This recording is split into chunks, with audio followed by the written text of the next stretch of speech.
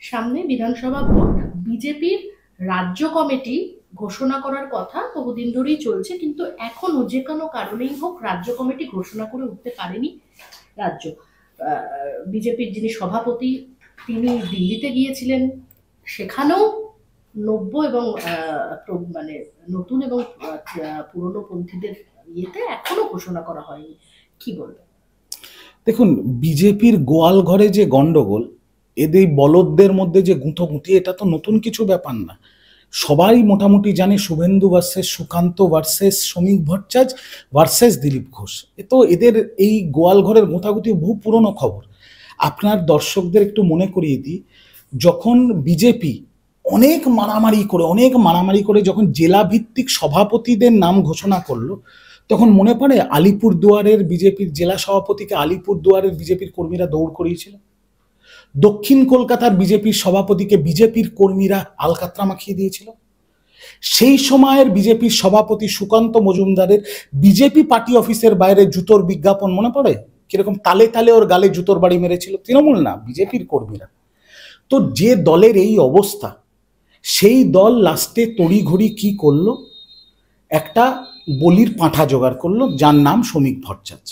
কেন আমি বলছি এই ভাষায় তাকে বলছি, কারণ শ্রমিক ভট্টাচার্য ওই দলের মধ্যে একটা ভদ্রলোক, কিন্তু ওই ছোট লোকদের মধ্যে উনি একজন ভদ্রলোক, কিন্তু আমি তাকে বাধ্য হচ্ছি বলির পাঁঠা এই জন্য বলতে, কারণ তাকে শিখণ্ডী করেছে শুভেন্দু অধিকারী, যে 26-এ যখন 50-এর নিচে দল নেমে যাবে, বিজেপি নেমে যাবে, তখন পুরো দোষটা শ্রমিক ভট্টাচার্যের ঘাড়ে ফেলে ওকে বলির পাঁঠার মতো বলি দিয়ে ও রাজ্যসভাটাও খেয়ে নেবে। যেভাবে দিলীপ ঘোষের লোকসভাটা খেয়ে নিল, জেতা সাংসদকে মেদিনীপুর থেকে আসানসোলে পাঠিয়ে হারিয়ে দিল, ঠিক একইভাবে শ্রমিক ভট্টাচার্য রাজ্যসভাটা খেয়ে নেবে 26-এর পরে। আমি সেই জন্যই বলছি বলির পাঠা করেছে শ্রমিক ভট্টাচার্যকে।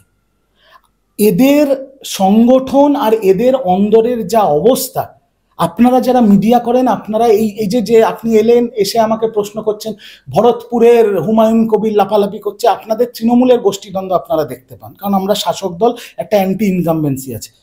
যে প্রধান বিরোধী দল, তাদের গোয়াল ঘরে একবার ঢুকে দেখুন কি অবস্থা, ঢুকে দেখুন। মণ্ডল সভাপতিগুলো নিজেদের মধ্যে বোম মারছে, কে বিজেপির কেন্দ্রের টাকা, তার বখরা কি হবে, কে কত ভাগ পাবে। আর এই মূর্খগুলো স্বপ্ন দেখে তৃণমূলকে হারিয়ে বাংলা দখল করবে। 26 আসতে দিন। আমি ওভার কনফিডেন্ট সাউন্ড করতে চাই না, বাট এইটুকু আপনার চ্যানেলে স্পষ্টভাবে বলছি, 26-এ মে মাসে চতুর্থবারের জন্য মুখ্যমন্ত্রী পদে শপথ গ্রহণ করবেন মমতা ব্যানার্জি। আর বিজেপি 50-এর নিচে তো থাকবেই থাকবে। যদি আমি যা বুঝতে পারছি, যা এখন মাটির অবস্থা, যদি এই সময়ে বা এই পরিস্থিতিতে ভোট হয় 26-এ, তাহলে শুভেন্দু আর বিরোধী দলনেতা থাকবে না, কারণ 30টা আসনও বিজেপি পাবে না। আরো ভালো ভালো খবর দেখতে সাবস্ক্রাইব করুন বাংলা হান্টের ইউটিউব চ্যানেল। বাংলা হান্টের আরো খবর দেখতে নজর রাখুন। বাংলা খবর মানেই বাংলা হান্ট।